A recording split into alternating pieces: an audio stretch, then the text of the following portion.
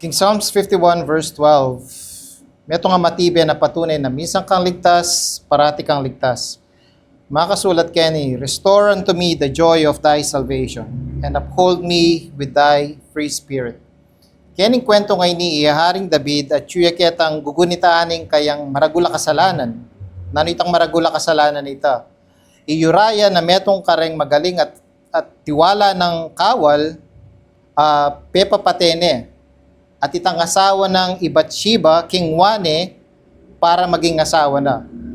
Maragula kasalanan nagewa kembyan ng Haring David na akit tamo kening talatang ini mewala ing saya ing kaligtasan ng Haring David.